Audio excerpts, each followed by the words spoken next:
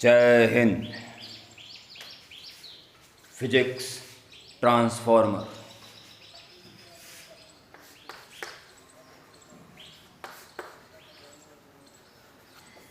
दिखाई देना चाहिए अच्छी तरह से, और दिख रहा है, सही है। ट्रांसफॉर्मर। प्यारे बच्चों, जब तक डीसी पढ़ रहे थे इसका कोई नामो निशान नहीं था, और आज भी सुन लें, ट्रांसफार्मर का डीसी से कोई मतलब नहीं है। अभी कान खोल के सुन लो। बहुत सारे बच्चे ट्रांसफार्मर को समझते हैं ट्रांसफ़र करना, एसी को डीसी में बदलना, डीसी को एसी में बदलना। ना, डीसी से तो कोई मतलब ही नहीं है इसका। ट्रांसफार्मर ऐसी चीज़ है जिसमें एसी ही अप्लाई की जाएगी और एसी ही ऑब्टेन करोगे। हाँ, करेगा क्या फिर ये एसी के वोल्टेज को बढ़ा सकता है या घटा सकता है। अब मज़े की बात ये कि अगर वोल्टेज को बढ़ा देगा तो करंट को घटा देगा, और वोल्टेज को घटा देगा तो करंट को बढ़ा देगा। ये फंक्शन है ट्रांसफार्मर का। फटाफट लिख लो statement. It is a device that converts low alternating voltage of high current into high alternating voltage of low current, or yeah, and vice versa. Okay, अगले पैराग्राफ से सुन ले। पहले जो वोल्टेज पे नामकरण किया गया है, जो वोल्टेज को ऊंचा कर दे अप कहलाएगा स्टेप अप ट्रांसफार्मर, जो वोल्टेज को कर दे डाउन कहलाएगा स्टेप डाउन ट्रांसफार्मर। अगले पैराग्राफ से लिखेंगे, the transformer that converts low alternating voltage to high alternating voltage is called step up transformer, and another type step down transformer. Okay, फिर डालेंगे प्रिंसिपल।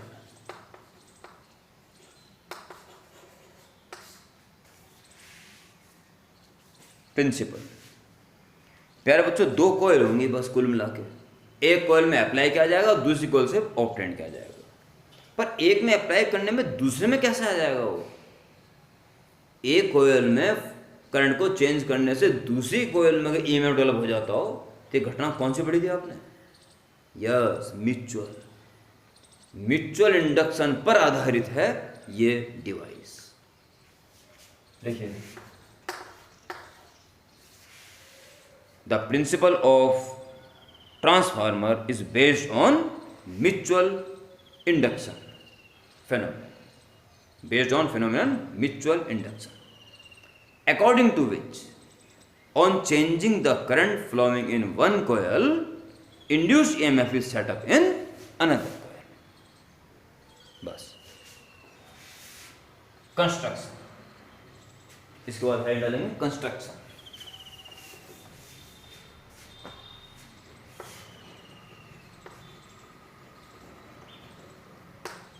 कंस्ट्रक्शन, इसमें सॉफ्ट आयरन की आवश्यकता है, और सॉफ्ट आयरन अगर वेरिंग मैग्नेटिक फील्ड में रखा जाएगा तो एडी करंट बना देगा, मेल्ट हो जाएगा, टूट जाएगा, नहीं तो लाल गर्म तो हो ही जाएगा। और सब बचने का रास्ता भी बता दिया गया था। सिंगल पीस नहीं लिया करते हैं, बारीक बारीक पत्तियां लेके उन्हें एक दूसरे से सेपरेट रख के कोड़ ली जाती है। बीच में से कट कर दो और ये पोर्शन बाहर निकाल दो, बस ये बचेगा जिसमें कोई लपेट जा सके। और ऐसे ऐसी पत्तियां बहुत सारी लो, ठीक, और ज्वाइन कर दो, और should be separated from each other. तो साइड से देखोगे तो उनका मोटापन दिखाई देगा ना, तो साहब ऐसा कर लीजिए, ठीक है। ये उसकी साइड से करने जो होता है।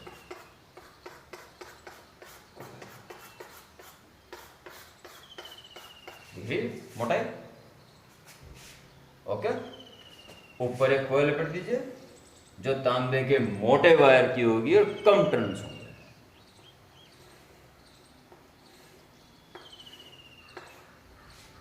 और दूसरी तरफ तांबे के पतले तार की होगी और ज़्यादा टर्न।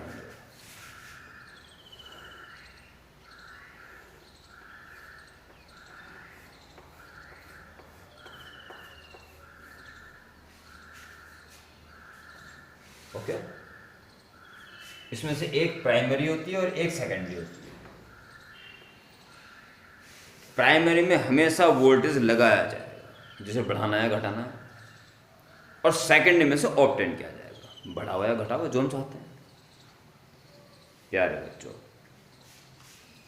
ध्यान कर लेना, अगर कम टर्न वाली कॉइल पे लगाते हो, ज़्यादा टर्न वाले से प्राप्त करते हो, तो वोल्टेज भी कम लगा के ज़्यादा प्राप्त हो जाएगा। अगर कम टर्न पे लगा के ज़्यादा टर्न वाले से ऑब्टेन कर रहे हो तो वोल्टेज भी ज़्यादा मिलेगा, और कम टर्न वाले से ऑब्टेन कर रहे हो तो वोल्टेज भी कम मिलेगा। वोल्टेज हमेशा प्राइमरी पे लगाया जाएगा। अगर प्राइमरी कॉइल ये वाली है और क्रोड को शॉर्ट में ऐसे दिखाते हैं बस, और सेकंड कॉइल प्राइमरी सेकेंडरी, या को ये प्राइमरी सेकेंडरी लगाया तो प्राइमरी में ही जाएगा। अब ज्यादा टर्न वाले से प्राप्त करो तो वोल्टेज भी ज्यादा मिलेगा, यानी वोल्टेज को बढ़ाने का काम आएगा, स्टेप अप कहलाएगा, स्टेप अप ट्रांसफार्मर।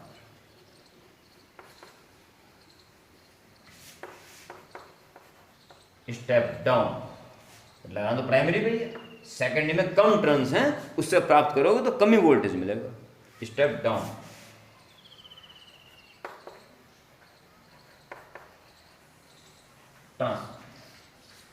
प्यारे बच्चों कंस्ट्रक्शन में सबसे पहले ये डायग्राम है, इसको तो बनाओ बीचों बीच, और उसके नीचे बनाओ अगल बगल इन दोनों, और नाम जगह भी बढ़नी चाहिए एक पेज की। इन फिगर्स से प्रभाव पड़ता है चेक करने वाले के ऊपर। कंस्ट्रक्शन में क्या लिख दोगे वे सुन लें बहुत बढ़िया तरीके से। It consist A soft iron core, laminated core, on which two coils are mounting. One is formed by thick wire of copper having small turns, low turns, and another formed by thin wire of copper having large turns. In step up transformer, primary coil is formed by thick wire having small turns and secondary formed by thin copper wire having large turns, and vice versa in step down transformer. ये हो गया construction. Okay, core वाले में बताना, अब इनके बारे में बताना, एक कैसी होती है एक कैसी होती है, और किस वाले को स्टेप अप कह रहे हैं किस वाले को स्टेप डाउन, ये बताना, बस अपने अंदाज में बताना।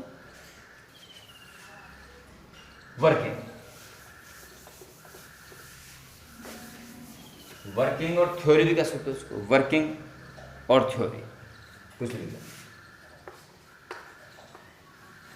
वर्किंग और थ्योरी, चाहे कोई एक चीज।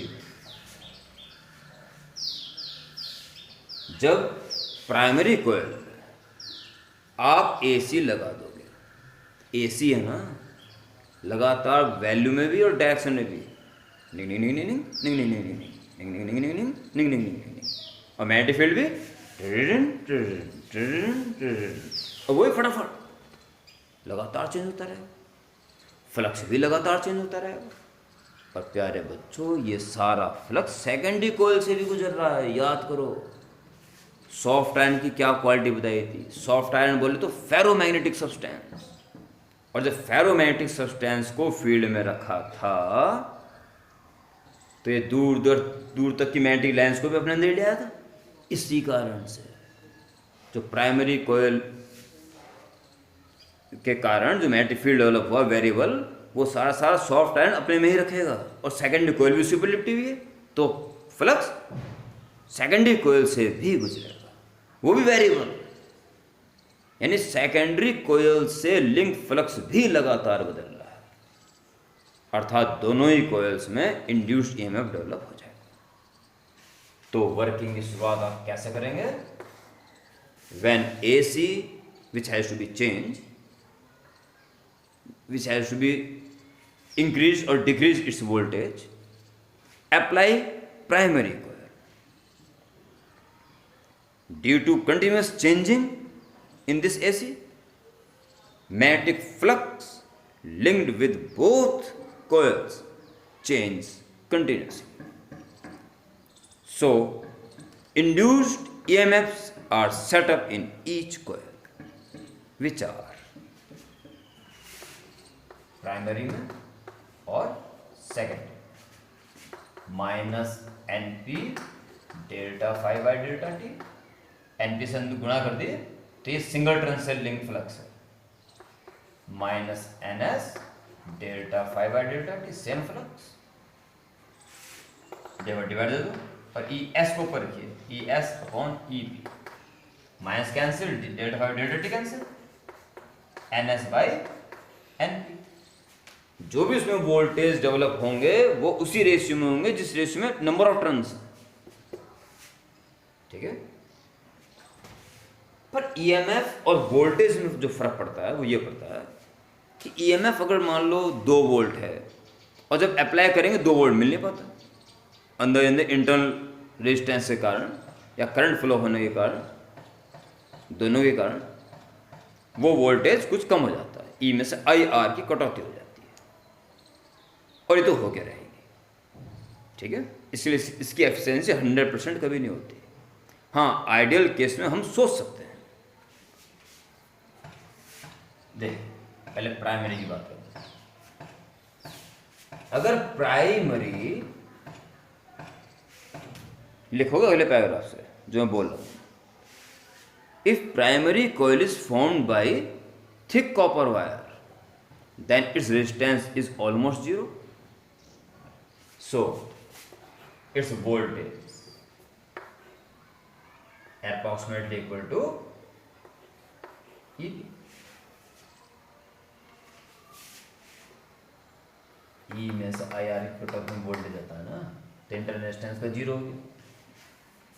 ये जो कॉइल होती है यही सेल काम करती है ना, जब फ्लक्स चेंज होता है इससे, तो इसका खुद का रेजिस्टेंस होगा वो इंटरनल रेजिस्टेंस से काम करेगा। कॉपर का मोटे वायर का बना हुआ इंटरनल रेजिस्टेंस बहुत कम हो गया, बस इससे बड़ी बात क्या है। And secondary, if open circuit, कोई करंट फ्लो मत होने दो, ऐसे खुल रहने दो, बस डेवलप होने दो, बस ईएमएफ डेवलप हो गया बस, तो वही वोल्टेज भी है।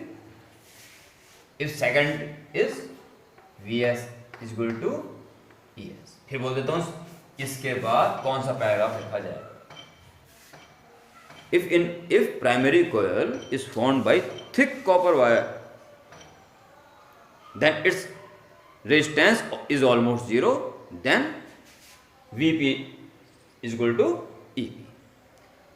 And secondary coil, if at open circuit, then Vs equal to Is, I0 है, then Vs by Vp is equal to Es by EP is equal to Ns by N। जो voltage primary पे लगाया जा रहा है और जो voltage secondary से प्राप्त किया जाएगा वही रेशियो है जो रेशियो नंबर ऑफ टर्न्स में है, और नंबर ऑफ टर्न्स जो मैन्युफैक्चरिंग में डिसाइड कर ली जाएगी कि 4 गुना रखने हैं कि 10 गुना रखने हैं।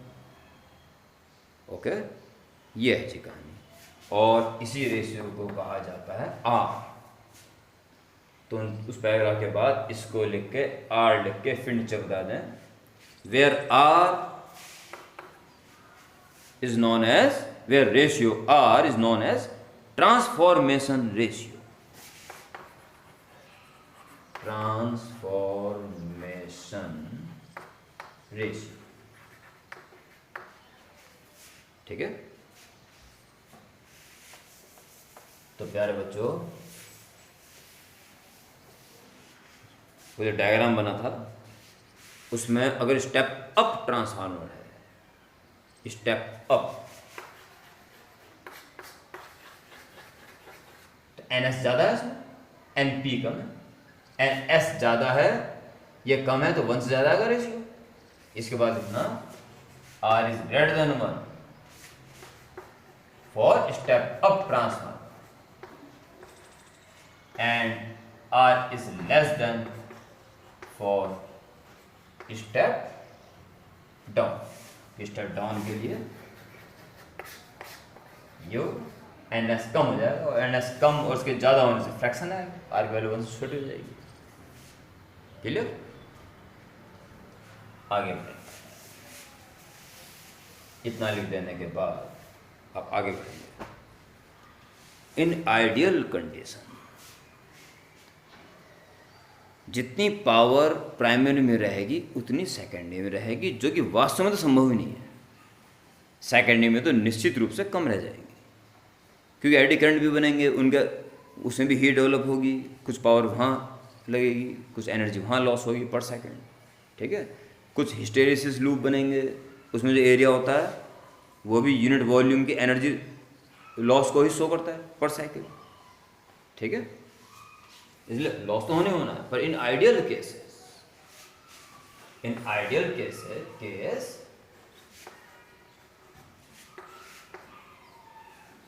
Power in primary is equal to power in secondary, यानी V इंटू आई होता power, VP IP is equal to VS IS। तो VS बाई VP निकालने के लिए VS बाई VP के लिए I को धड़ा होगा, उल्टा हो जाएगा। Therefore IP by IS is equal to VS by VP। Therefore फिर line IP by IS is equal to, इसके बाद है ना फिर दोबारा लास्ट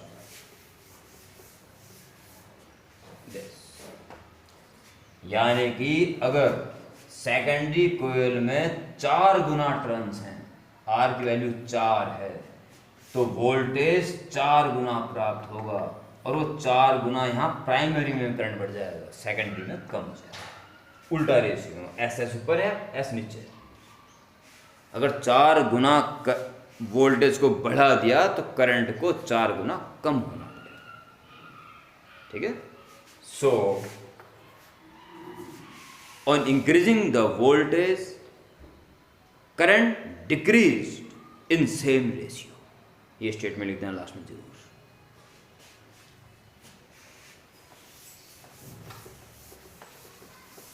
ये हो गया transformer. Okay, how it used, तो जहां प्रोडक्शन होगा, electricity production,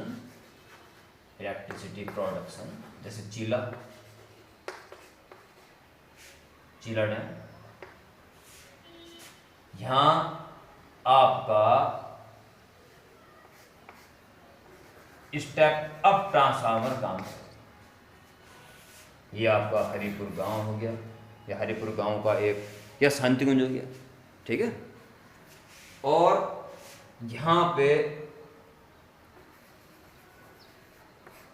step down, step up, step down, 240 volt पर आपको जरूरत पड़ती है घरों में डोमेस्टिक यूज के लिए, और यहाँ 240 का ही उत्पादन किया जाता, 240 यहाँ पहुँचती तो बहुत ज़्यादा एनर्जी का लॉस हो जाना था। स्टेप अप ट्रांसफर कर देने पे इसको क्या कर देंगे, बहुत हाई वोल्टेज पे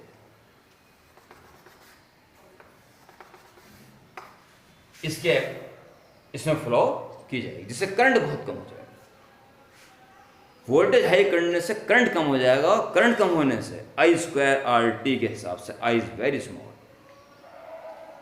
एनर्जी लॉस पर सेकंड बहुत कम हो जाता है। जैसे मान लो 24,000 वाट शक्ति वाली इलेक्ट्रिसिटी जनरेट की जाएगी और 240 पे अगर हम भेजते तो P is equal to V into I. 24,000 is equal to 240 into 100 आएगा। फिर 100 एम्पेयर करंट जाएगा, 100 एम्पेयर का करंट। और आई स्क्वायर आर टी, या 1 सेकंड में T1 कह दो, 1 सेकंड में 100 इंटू 100 यानी 10,000। और रेजिस्टेंस रहेगा उसमें कुछ। चांदी के वायर तो होंगे कि रेजिस्टेंस बहुत कम। चांदी के वायर होंगे तो बस आप समझते। फिर चोरी डकैती रात को नहीं होगी, दिन में होनी शुरू हो जाएंगी। इस रेजिस्टेंस में रहेगा ना। और पर सेकंड टिकट वन लग दिया, पर सेकंड भयंकर एनर्जी लॉस हो जाएगी। इसके अलावा वोल्टेज को बढ़ा दिया गया, 24,000 वोल्ट कर दिया गया, तो ये 1 एम्पियर 1 बहुत कम। ठीक है।